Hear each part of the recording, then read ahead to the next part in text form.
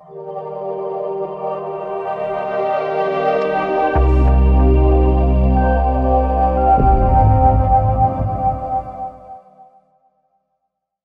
everybody. This is episode 52 of Summer. Gosh, it's when you start feeling a little bit old.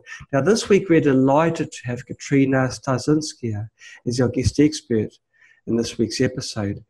She is a holistic nutritionist, acupuncturist, detox specialist, public speaker, author, and a health coach. She's also a yoga and fitness instructor, tennis player, and a model. Now Katrina was undiagnosed, misdiagnosed, and finally diagnosed with Lyme disease. She realized that Western medicine had failed her, and she also realized that medical doctors had no clue how to treat Lyme or other degenerative diseases. She was actually told that Lyme was incurable, and Katrina, being the strong person that she is, decided to prove the doctors wrong. And this started her quest for answers. So welcome so much to this week's episode of Summer. It's wonderful to have you with us. Thank you so much for inviting me. It's an honor to be here. I'm really happy to be participating. I'd like to talk to you about the early stages. What made you think that you had Lyme? What sort of symptoms did you have? Of course. So my symptoms they popped up overnight. One day I woke up with so-called mysterious disease when half of my face was paralyzed, half of my body was numb. I was in excruciating pain, and I rushed to emergency room, and doctors told me that they didn't find anything wrong with me, and they sent me home basically undiagnosed. And also they told me that my Bell's palsy, paralyzed face, was it's unknown in Western medicine why it happens. So they told me it might just go away by itself, might not. They had no answers. And since that day, my symptoms would get worse and worse. And about 2 months later, I ended up in the emergency room again because I had terrible symptoms, and not even a doctor. Resident at the hospital told me that I could have Lyme disease, and I was so happy for the next maybe half an hour because finally at least I had some diagnosis. And when I got home and Googled Lyme, I was really scared because it looked like I had a very long road ahead of me, and it said that it's incurable. So it was a really scary diagnosis for me at that moment. Right. Now, before this doctor, which sounds quite remarkable, normally doctors don't use the L word, you did say that you were misdiagnosed. What other things did they say that you had wrong with you? Well, they sent me to the neurologist and even psychologist because they thought it was all in my head and I was fabricating stuff. Gosh. And I used to live in New York City, and they told me that I was just stressed and I had to rest or take a break. So finally the neurologist, after asking a few questions, he told me, no, you are not crazy, you're a sane person, and yes. I think you have Lyme disease. And he also said, if it was my daughter, I would tell her right away, just go take antibiotics, just start treatment immediately because it's a very scary disease. So at least somebody was giving me some answers at that moment. Yes, well, that was wonderful. It's not something that you hear very often. Normally, if you look up Lyme disease, it's not any sort of advice. It doesn't normally come from a registered medical practitioner. It's something which is denied. If you look up, Morgellons, the same sort of thing. It's a disease that does not exist. But it's hard to argue against a huge wave of population that have got it. So, how do you think you got Lyme, Katrina? I would assume that I had a tick bite or maybe a mosquito bite, but I'm still not sure because I used to live in New York City, so there are no hiking trails, there are no any kind of nature, no deers. So as I've heard, the ticks can be also transmitted by birds, or even a mosquito bite can carry Lyme disease bacteria. So there are so many possibilities. Gosh, and how long ago was this, Katrina? I was sick. I got sick in 2009, October 2009. So it's been almost 9 years ago. And so, what did you decide to do? You got this diagnosis, which is actually more, which is precise from this doctor. What did you do from there? Great question. So, because I was so desperate, and even though I was anti-Western medicine, at that moment, I honestly would even eat horse poop if I had to cure myself. So when they told me antibiotics would help me, I immediately filled out my prescription and took doxycycline for 2 weeks.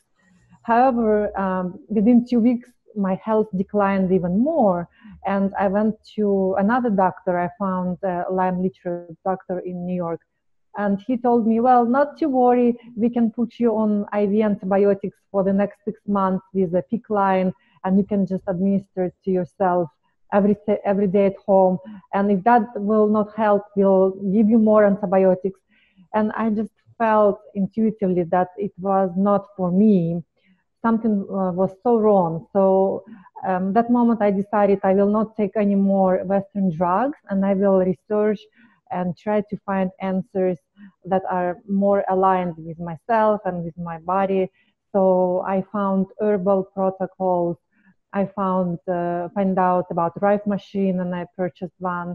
And I did stuff like acupuncture and hypothermia when I would go to the sauna every day just to sweat out a lot of toxins and heavy metals. And I've done a lot of things that really helped me, and slowly I was recovering, and it was really inspiring, because sometimes when we are very sick and we don't feel better for a long time, we can get discouraged. And it's very important to keep faith and believe in your head that it's possible to recover. Okay, now let's go back to the start. Many people watching this video now will be suffering from Lyme, and they'll be sitting on the edge of their seats, and they'll be wanting to know what steps you took and which steps you would do again if you were to go back in time and then be diagnosed again through, as having Lyme. And so, what was the very first thing that you did when you when you decided to have no more Western medicine, no more antibiotics? What was the first thing that you decided to do? Of course. So I've done hours of research, probably like every single person that's watching, and I found people online on forums that had chronic Lyme disease, and they said that they're completely healed themselves. They are healthy and living a healthy life. And I decided to just, no matter what, talk to these people in person and copy everything they did. And after getting their information, I found very similar pattern in their healing journey. All of them completely changed their lifestyle. They changed their diet. They changed their mental attitude. They took similar herbal protocols.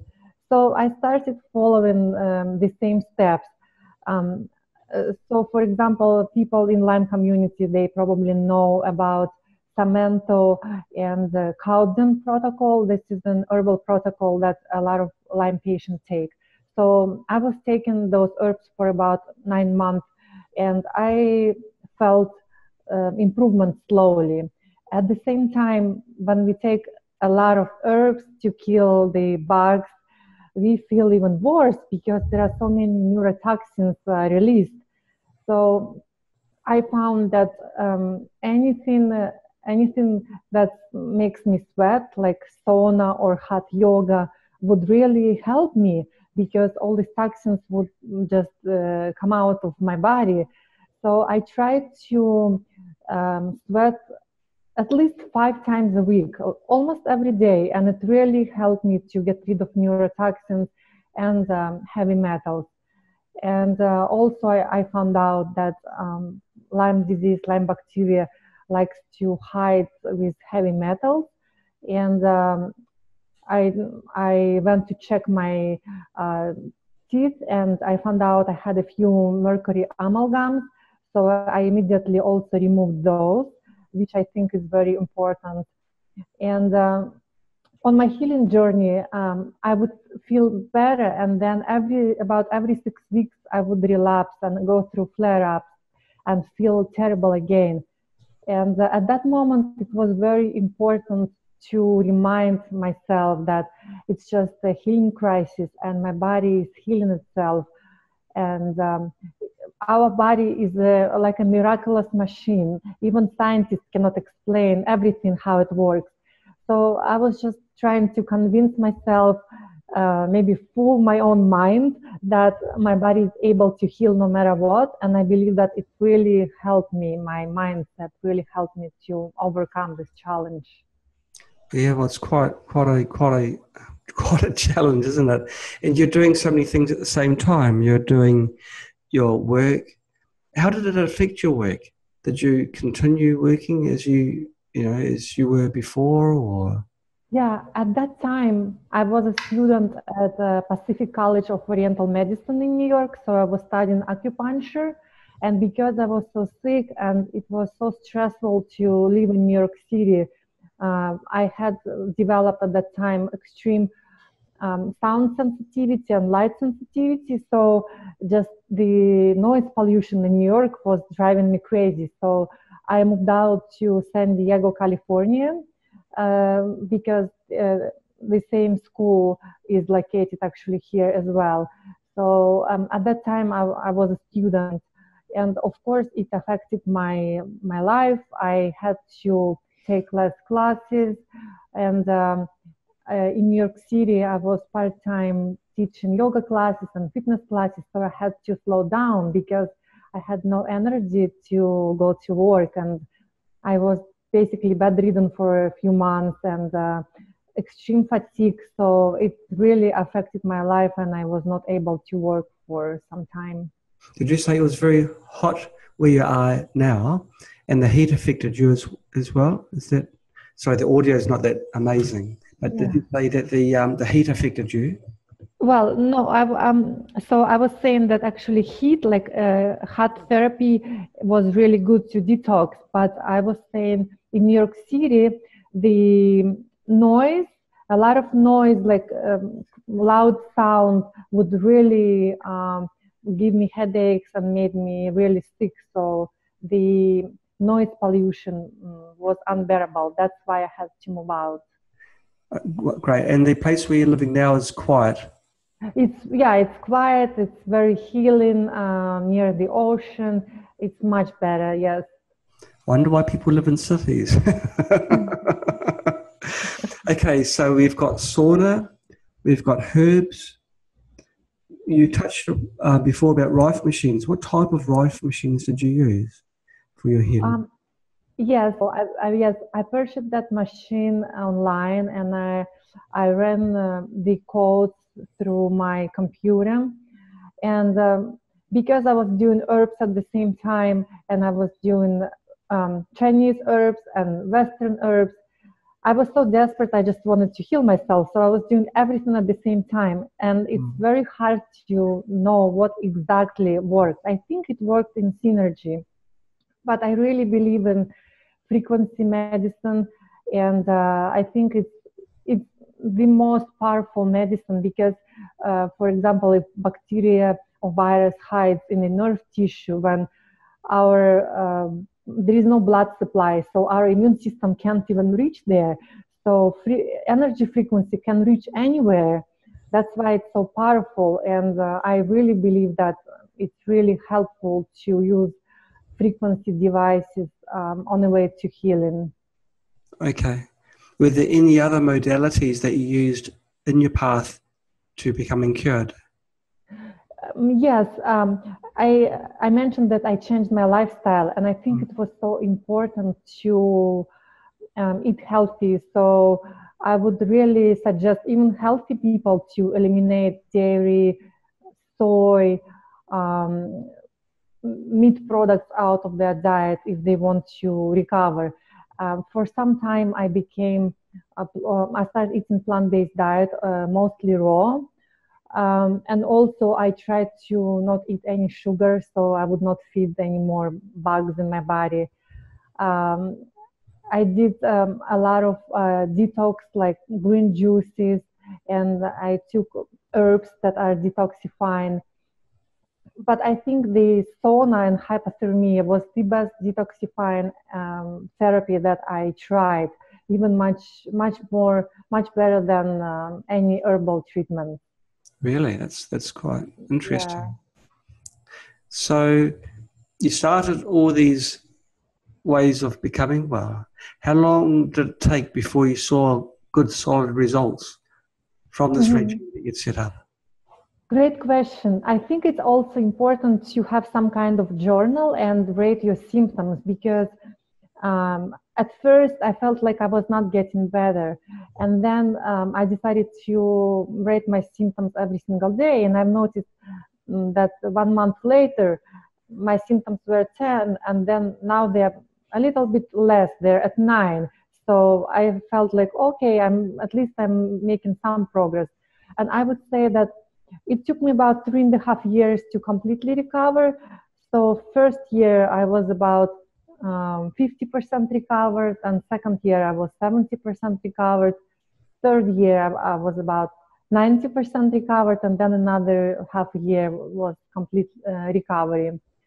And I've tried also other treatments that are not so popular. There is a treatment called advanced cell training, and it's offered in the States. So I'm not sure how many people are watching from the US. And it's also somewhat frequency treatment, even though it's not a Rife machine. So basically, you call to, it's like a class where you call on your phone from your house. And when you discuss your symptoms, they send special codes to your immune system and to help your symptoms. And at first, I thought maybe it was a placebo effect because I really felt better, but I thought maybe it's only in my head.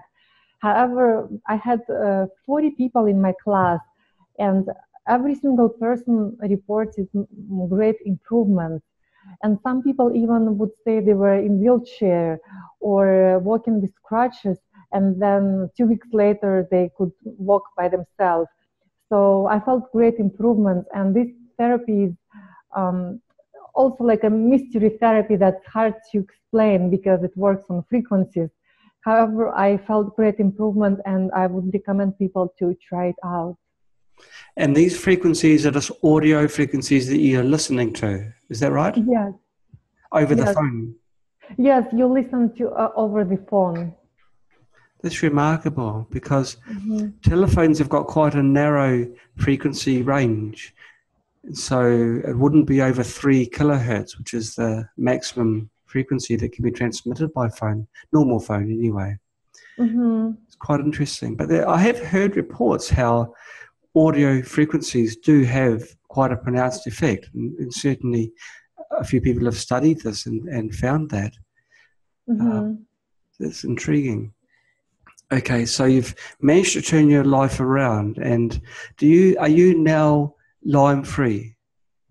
Yes, I consider myself Lyme free for many, many years now because I feel great. I feel no symptoms, and I think it's very difficult to know by the blood test.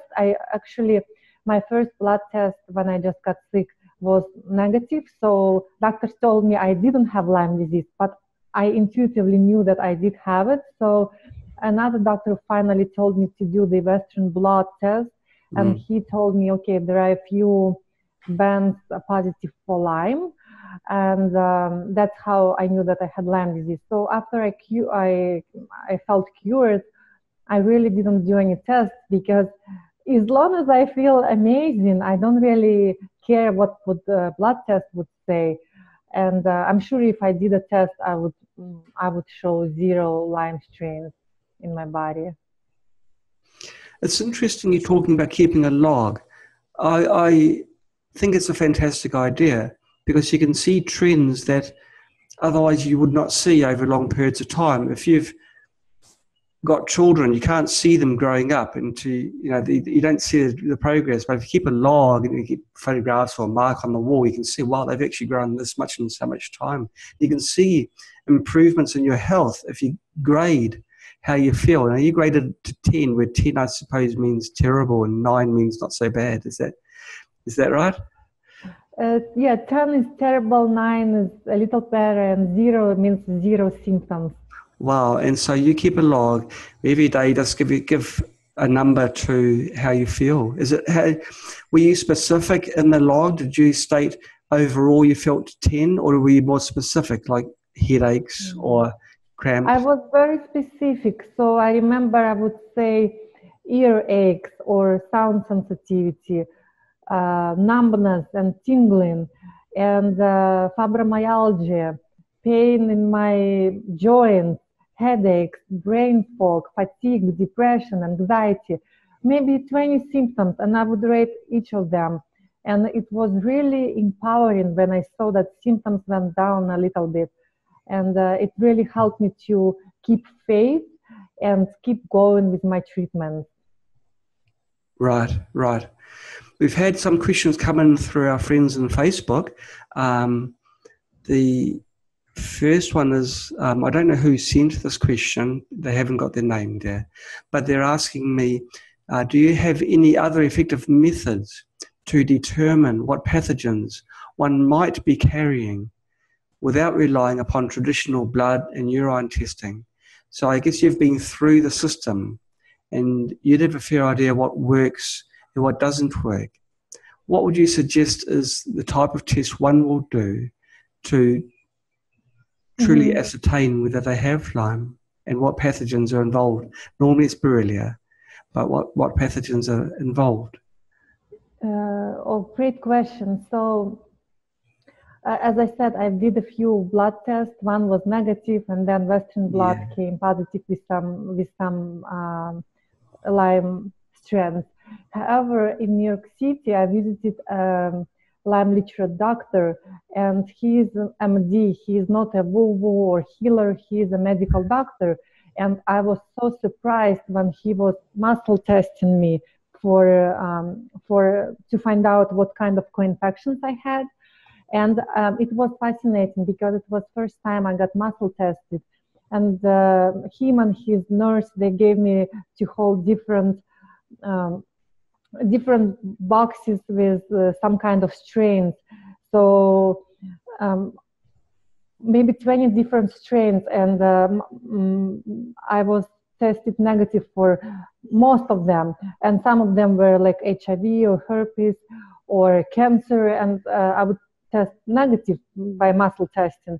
And 4 times I tested positive, and those 4 times was Borrelia, babesiosis, Bartonella. So after that incident, I truly believe in muscle testing. I truly believe that our body really is so smart and it knows exactly what's going on with us. So if you can find a practitioner that knows what they're doing, I would really recommend muscle testing. We must do a seminar on muscle testing, find some expert on muscle testing so they can walk us through. It is something which I always had a natural resistance to, because if it hasn't got a good engineering explanation, then I'm not really a believer. But muscle testing generally is amplifying in some way what your body's saying anyway. So it's a weak response, but it's magnifying it so you can feel it and detect it. I'm surprised actually a medical doctor did muscle testing on you. That's quite remarkable. Yes. Okay, another question that's come through. What modalities have you seen to be most effective in treating those with Lyme and co-infections? So we've covered your changing your diet and your city even. And herbs, and also taking saunas and using the Rife machine. With everything considered, which way would you think would be the most effective modality, way of treating your Lyme? Mm-hmm. Yeah, so I think whatever you just mentioned, John, herbs, and I have taken a lot of herbs, and I don't know if I can endorse anything, but in my book, I talk about different herbs. So Yeah. I talk about maybe 20 different herbs that I've taken, and because just like I said, I was sick almost 10 years ago, I don't even exactly remember which one, but I've tried many other treatments, so I can name them, so maybe it will save time and money to other people. I have tried hyperbaric oxygen tank, and I think it's a great treatment. However, it's not a cure, and because it's so expensive, I mean, unless you're a millionaire, I would not recommend, because with this, if somebody's on a budget, with this kind of finance, you can purchase a Rife machine or more herbal treatments. Also, I have tried ozone therapy. I've tried intravenous ozone, which was great, but it's also extremely expensive. For example, one ozone treatment costs over $1,000, and Gosh. yes, one maybe needs 50 of them. So I've done a few treatments, and I realized, okay, I feel great after the treatment. However, I'm not able to do 50 of them. So I purchased my own ozone generator, which cost only $300, and I kept it at home, and I did ozone ear insufflation. Also, I ozonated my own water, which is like a treatment on a budget. So I think ozone can help if you can get your own ozone generator for your own house. Also, of course, Rife machine. And when I was treating myself, I honestly didn't know about Spooky, because this is the most affordable Rife treatment. There are so many devices out there, and a lot of them are very expensive. So it, when somebody trying to heal themselves, a lot of people are even disabled or on welfare, and they cannot afford those expensive machines or treatments. I think Spooky is the best treatment to get and try, and especially it's great because it doesn't take much time. You can sleep and treat yourself while you're sleeping. So I would highly recommend that. It's a shame that more people don't have the same mindset as Spooky, like your intravenous ozone, $1,000 a time. Now, I guess if it was Spooky doing that, it'd be something like, $20 a time. But it's people are finding their pockets get light very quickly by following other methods. But I guess you live and learn. Let's hope there is a bit of a mind shift in future time. Okay, now another question has come through. Have you studied bee venom therapy? That's a bit of a curveball. Yes, I love it. I have tried bee venom therapy only once. So I have found a practitioner on Long Island, New York, with bees. And I remember I arrived there, and she told me that she would do bee venom therapy on special acupuncture points. So not just randomly, but on special points. And I already lied down on a table, and I was expecting a therapy. So the practitioner came back, and she was carrying a box, and she shaked it, and she said, "I need to make these bees angry, so they sting you." And I got really scared because I was already in pain, and I thought to myself, well, if I do one therapy, it's not gonna do anything to me. As any therapy, you need to do it consistently for a few months at least. Yes. So I decided to opt out of the bee venom, because I felt like it's really traumatizing. Because I mean, for me, it was really traumatizing because I didn't want to get stung by 20 or 30 bees at the same time. I was already in pain. And if it was just once, I would do it. But as practitioner told me, I would have to come back maybe 20 times. So I have not done it. But I do believe that any bee therapy is great, and bee products are great, like bee pollen, raw manuka honey is great for people that are healing. So if somebody is not scared of bees, I think it's a great thing to try. I guess you'd also have to be wary of if you are allergic to bee stings. Yes, yes. Not to I'm do. sure the practitioner will test you first before they make you go through too many bee stings. When a bee stings, the bee will shortly die, so it's giving its life to, yeah, gosh. Okay, another question's come through. This one's from Mike Anthony. Hello, Mike. Your question reads as follows. Do Rife machines really work? And he's also asking, can it kill herpes? If you, well, I mean, Katrina, you've answered your experience with Rife machines with your Lyme disease. I have to mention, if I'm answering any medical questions, I'm not a registered medical practitioner. So anything I say is my personal experience and just for information's sake. It's not formal recommendations.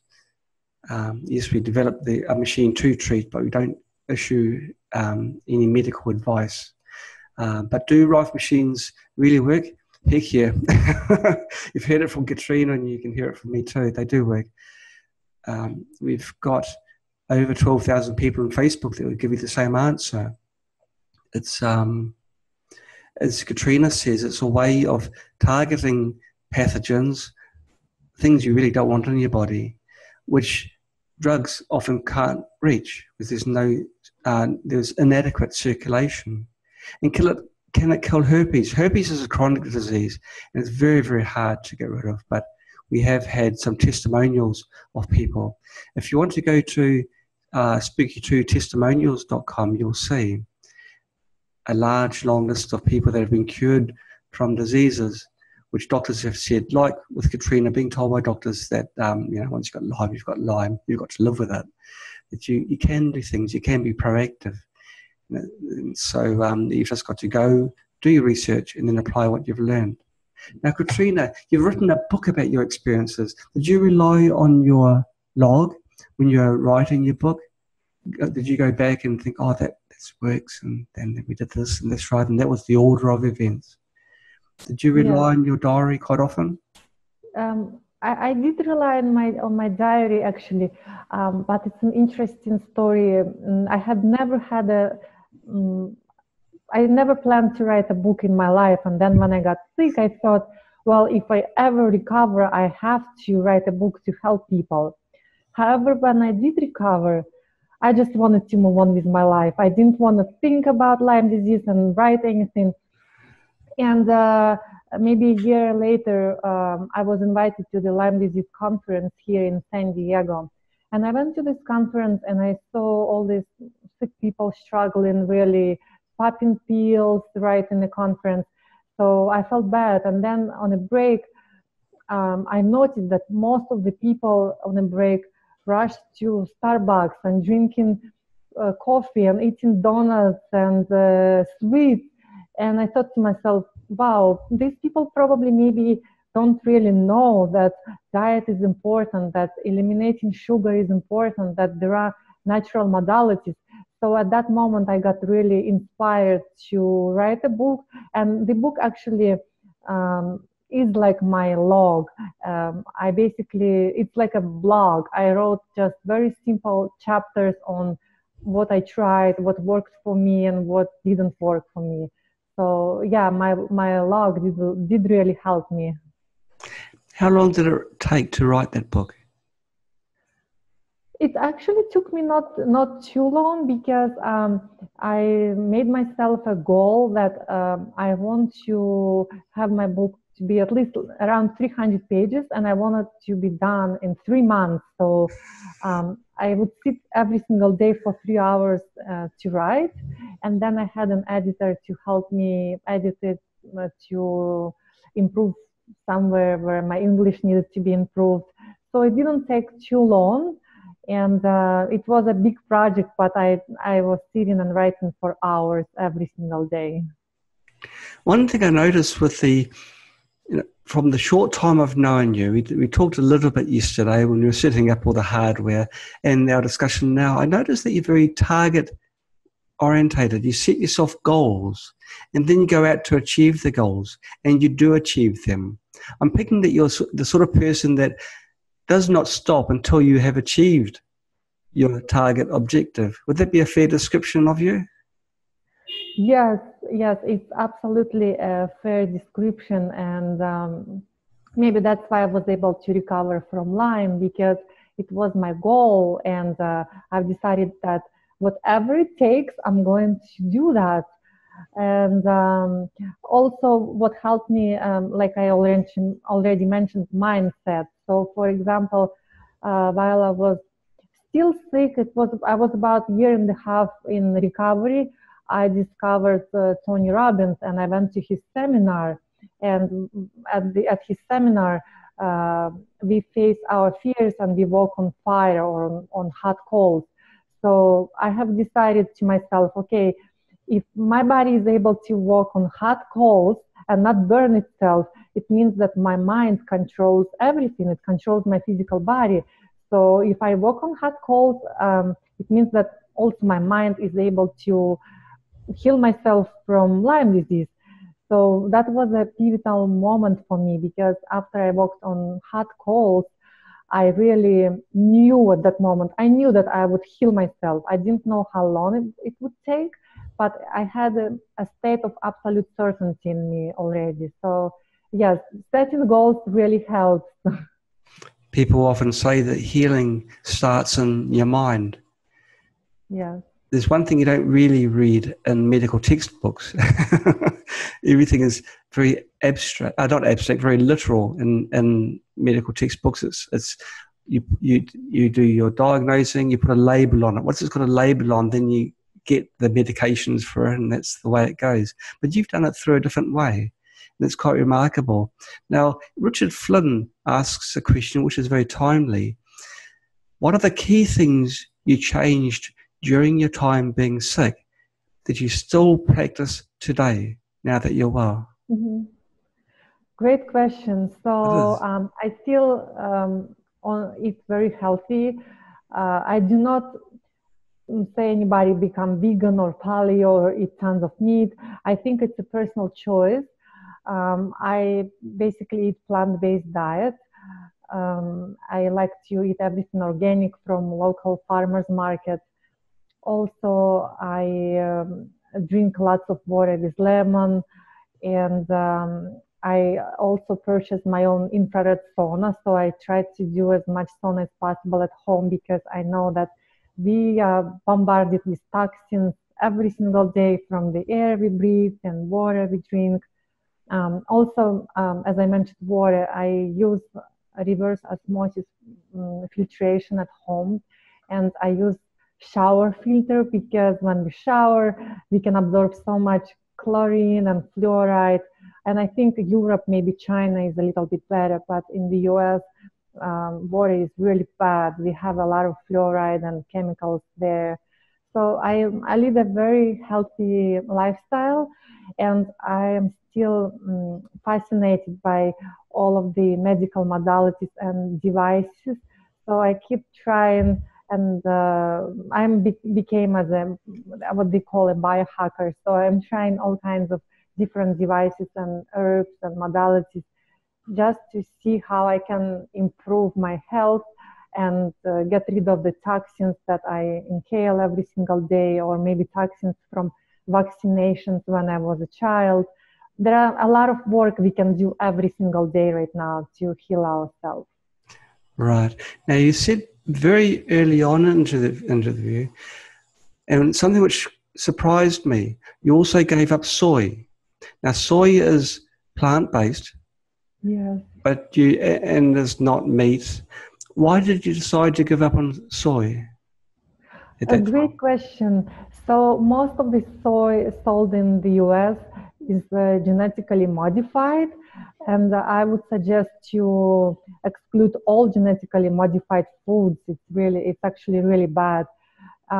Also, soy creates a lot of estrogens in the body, and because we have so much plastic around and all kinds of toxins like parabens from body lotions that create more estrogen in the body. So soy is really unhealthy in the way it's served here. There are soy products that are fermented soys that are much better and healthier, but it's hard to get those. So I just stay away from soy in general. Okay. And you just touched lightly just now on body lotions. So as well as being careful of what you consume, you're careful with what you put on your body. Yeah. I guess it'll go right down to toothpaste as well. Are you sure? Do you go through every product that you buy, look at the label, make sure that it doesn't contain any nasties before you throw money over the counter? Absolutely. And also 99 of products that are sold, we do not need them. They are just marketed to us, so we buy them. I do not use any body lotions. I love coconut oil. I think it's the best lotion for me personally. And I do buy natural toothpaste that doesn't contain any fluoride. And I actually recently discovered that even natural toothpaste contain glycerin. And glycerin is like a coat. It coats your teeth and it prevents natural remineralization. So if you use something more natural that has no glycerin, your teeth can rebuild themselves and they can even heal the cavities if you do use the right kind of toothpaste and minerals. Wow, that is amazing. I had Clive DeCarl on a few summers ago, and he was talking about remineralization of your teeth. Yeah. And he was talking about how when you go to the dentist, the first thing they do is drill out the cavity and then take out half of the good tooth to make sure they got everything. It's quite butcherous when you think about it this way, where if your teeth can naturally heal, that's going to be a much better way of going about it. Yes. A question from Terry Hill. Keep the questions flowing. Terry asks, did you use the CAFL to find the program you used to treat Lyme disease? Now, the CAFL is a set of frequencies that have been grouped together, which have been found by researchers to be effective. So really what Terry is asking is, where did you get the frequencies from? Did you find them from a program, or did you take a scan to find the correct frequencies to use? Mm-hmm. At that moment, I did use the frequencies that were sent to me by the Rife Machine company. It would just say, these are Lyme disease frequencies, and I used to run them. And also, I remember I found a practitioner that had another biofeedback device. It's also like Rife Machine, but she was touching my pulse and feeling the frequencies that are more aligned with me personally and running personal frequencies. However, that was done by a practitioner, so it was not my device. And me personally, I was running just general Lyme frequencies. The Lyme frequencies. Now, Lyme is quite a complicated beast. Broad, yeah. With many different forms. Did you find, as you are treating yourself, changing your lifestyle, having a total change in your daily pattern, your daily routines, did you find that the symptoms changed as the Borrelia morphed into other life forms, as it was fighting the battle against you, as it was trying to keep inside your body and you were trying to get rid of it? Did you find your symptoms changed? Yes, I did find symptoms changed. I think when we have Lyme disease, it's hard to distinguish between symptoms caused by bacteria and symptoms caused by neurotoxins. And I think actually most symptoms are caused by neurotoxins like brain fog and fatigue and confusion or memory problems. So it's very important even it's very important to keep detoxing and keep going after those bugs, even though they are trying to stay in your body. And recently I actually heard from medical medium, he is in the US. He was talking about Epstein-Barr virus, yes, and other herpetic viruses. And he was saying that viruses are so smart, they're trying to overtake our body and become dominant in our body. So it's very important to feel that you are the master of your own body, and viruses, they're temporary, and kind of not to give up and be empowered, because we can heal and we can overcome any virus or bacteria. We just need to keep going. it's very heartwarming. Never give up. Keep on fighting. Terry asks another question, and it's another good one. Have you tried near-infrared light machines? He's asking about the 660 nanometer and 850 nanometer wavelengths in your treatment against Lyme. Yes, yes, I have. I have tried near infrared lights and far infrared lights, and it's great. It really helps with fibromyalgia, and it also helps with detoxifying a lot of nasty toxins from your body. And I feel like in far infrared and near infrared lights is so great for us, because we are deficient in real sunlight. People right now are hiding from sunlight or using a lot of sunscreen, so we're all deficient. And infrared lights really sends back life force to our bodies, and it helps to boost immune system. Yeah, it's great for almost anyone, even for a healthy person. It's great to use infrared light. And I guess it's very, very safe. Yes. So it's heat. And so we can't live without heat. So that's great. Now, this anonymous attendee has asked, what do you think about bacteria like Lyme hiding in the dental cavities and causing chronic illness? Yes, yes, I've heard about that, that Lyme can be hiding in dental cavities, especially people that had their wisdom teeth removed, it can be hiding there, or people that had root canals, and it's all possible. So I have found a biological dentist, and I went to check to make sure I don't have bacteria hiding in root canal that I had. And the dentist told me that I didn't have any bacteria in my cavities, so I was fine. I didn't have to remove the tooth that had root canal. But many people, they do have a lot of bacteria hiding there. So it's great to check with a biological dentist, and he would have answers, because otherwise we would not know. Another question's coming in. Keep the questions up, it keeps things flowing. This is another person that's called anonymous attendee. Must be related to the previous anonymous attendee. This one is asking, if I had a name, I'd know whether it's a he or a she. But they have asked, have you experienced or had any practice in light or dark field microscopy to assist in identifying pathogens? Yes, I had. Really?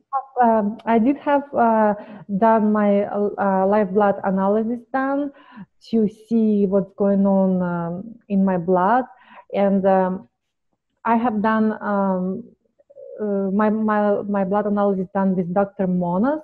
He used to practice in Florida in the United States, and if somebody Googles him, you would find out that FDA had shut down his practice because he was curing people from cancer and Lyme, and actually they threw him in jail, and they they confiscated his microscope.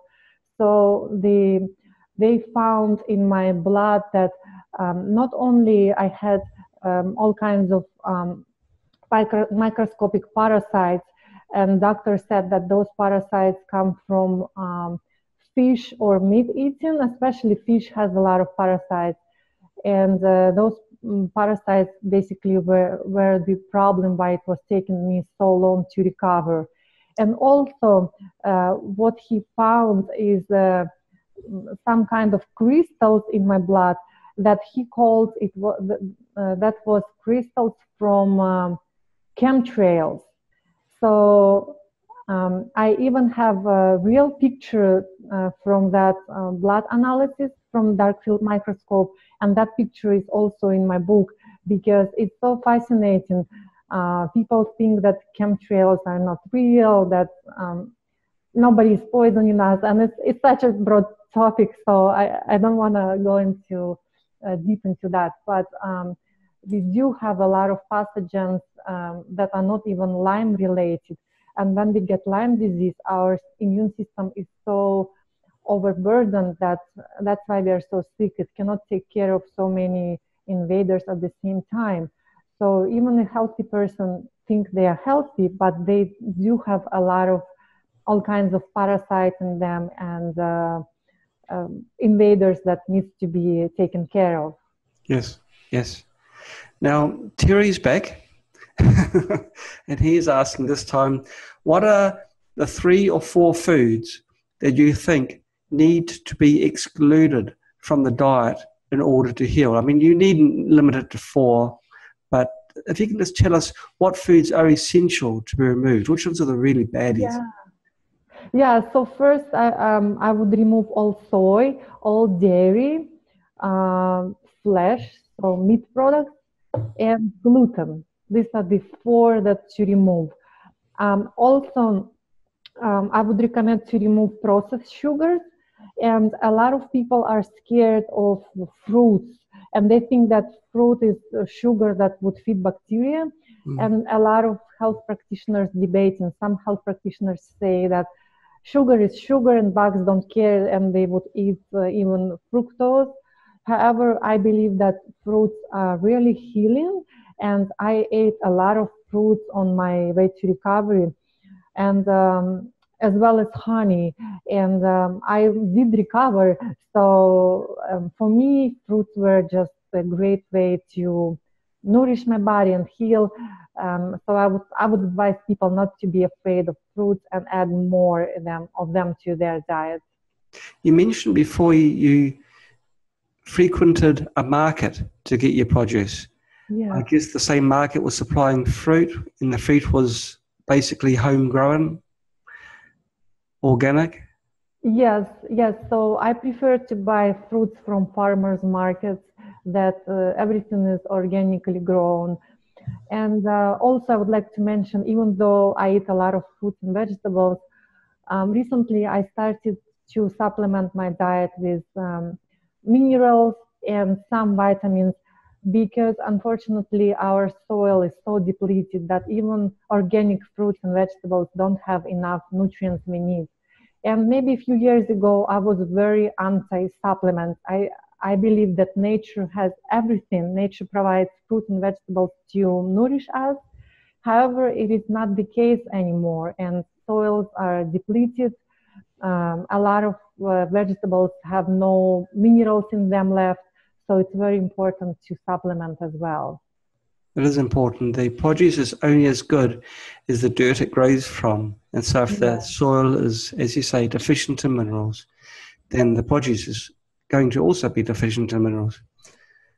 Great. Okay. So Richard Flynn is asking, what do you think about hypothermia treatment that a few places like St. George's Clinic in Germany practice? Now, you did do that, didn't you? The hypothermia. What were your experiences? Yes, I think hypothermia is the best treatment, and especially if it's combined with hot and cold therapy. So if you can find like a Korean spa or Finnish spa, Russian spa, where you go into very hot sauna, you stay there for a few minutes and then you jump immediately into ice cold bath. Oh, wow. That really boosts your immune system and helps fight a lot of pathogens and detox. And I know that in Germany, they use hypothermia on people that have viruses like HIV. And hypothermia is basically an artificial fever. When we get sick, our body creates fever to kill off pathogens. So by hypothermia, we are creating artificial fever, and that way we are helping our body to get rid of the invaders like viruses and bacteria. So I think it is the best treatment. And as I mentioned, I even purchased my own infrared sauna at home, and I try to do it as much as possible because it's a wonderful treatment. Wow. Well, if you bought one yourself, it must have been of great value in your road to recovery. Now, Terry's here. I think he's going for the high score this week. And Terry, you've really got the high score. You're asking, but all your questions are great. And thank you for asking them. You're asking, did you use bentonite clay suspensions in your road to recovery? And if so, how often and for how long? Yes, great question. So I did use bentonite clay and activated charcoal to absorb toxins. And I think, as everybody knows, and it says on instructions, you have to take those supplements away from any vitamins or herbs, because bentonite clay and activated charcoal, they absorb anything and everything they come in contact with. So I would suggest to take, for example, bentonite clay at night, right before bed, few hours after you took your supplements, so it can just absorb all the toxins from your body. Okay, great. Did you try chlorella to get rid of heavy metals? Yes, heavy metals is such a topic that I'm still researching, because I believe that we have a lot of heavy metals. And as I mentioned, I apparently had mercury amalgams in my teeth. So I feel like I might have a lot of mercury, as well as I used to eat a lot of fish. So I know that I have mercury. And it's very important to detoxify it with a proper healthcare practitioner, or at least have a proper protocol, because if you just take chlorella and it can pick up heavy metal and move it a little bit, and then it drops it somewhere, and if it drops it in your brain or somewhere where it's even worse than just in the fatty tissues, you can cause damage. So I would suggest to make a research on heavy metal protocols. And I found online one protocol called by Andrew Kuttner. He suggests to, he has his own way of detoxing heavy metals. And it's very strict. You need to take special supplements every 4 hours. Even you have to set up an alarm and wake up at night every 4 hours. Because if you don't take that supplement and it gets released into your brain, you will cause more damage. So it has to be a very serious approach, not just an easy detox. Okay, wow. Now, one thing we haven't really touched much on during our talk today is the role of exercise in your recovery, because you are in your list of things, you're a health coach, your yoga and fitness instructor, so you must have some experience, and it must have been quite crippling in more ways than one with your fibromyalgia, your inability to perform strenuous exercise. So how important is it to do exercise while you're recovering?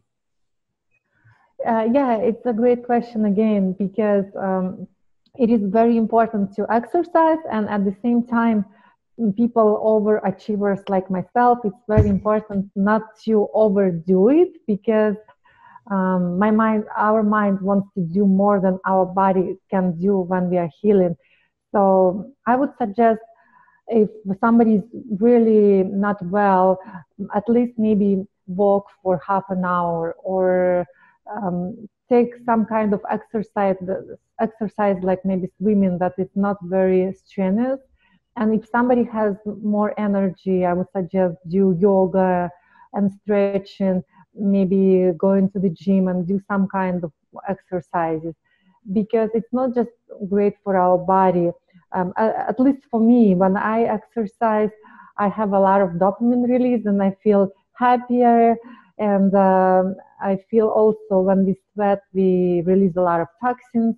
So it's just such a great way of adding just a healing modality. And in Chinese medicine, they say that all disease is caused by stagnation. So let's not let our body stagnate. We have to move our body. And a great modality that I actually forgot to mention is rebounding. So I would recommend to have a mini rebounder at home and just jump at home for 5-10 minutes. So the rebounder moves lymphatic system, because our blood moves every day with the heart. Our heart works hard to pump blood. However, lymphatic system is stagnated, and when we're sick, all the toxins accumulated in the lymphatic system are just staying there unless we move our body and keep them moving out. So flow is very important. You see a very slow flowing river, it's got a greater chance of having pollutants in it. If it's a fast flowing river, there's a less chance of it having these pollutants. So that's very, very good points. I'm pleased we covered that. Well, we're getting close to the end of our summer. Katrina, I wonder if you could do a shameless plug on your book. You flashed your book just briefly. If you can show our viewers. Yes, I would love to. So the book is called Katrina's Recovery, and it's available on Amazon here in the United States. And it has a lot of tips on what I have done and what have worked, as well as what have not worked for me, or treatments like ozone or hyperbaric oxygen tank that are great, but because they're so expensive, they are not necessarily, there are better treatments. So yeah, my book is basically like a blog discussing everything I have tried, what I think is the best treatment, what have worked fast, what have worked the best for me. And I hope that it can help other people. Well, I encourage the viewers to purchase your book and read it, because it's coming from a person who's been there, done that, knows what works and what doesn't, so it can make their job much easier in their path to recovery. And also supporting other people that we've mentioned in our talk today, the doctors and that who use more than just the orthodox methods to find out the truth. Support the people, make them successful so that it grows, the health movement grows. There's more than what is taught in medical schools. And only through supporting those people who are the true researchers that we can progress and find the real answers. So Katrina, thank you so much for coming onto our seminar. It's been wonderful to have you here. Lyme disease, it's a disease with many, many faces, and you've conquered yours. So congratulations. Thank you. And I hope that people that are watching this video who are suffering also from Lyme, they've had some of their questions answered, and they've got a direction now in what they can do to make their lives better. Lyme can be overcome. Your idea, Katrina, of keeping a health log is a fantastic idea, because it sees the long-term changes that you don't see day to day. And Lyme is not a disease you're going to cure overnight.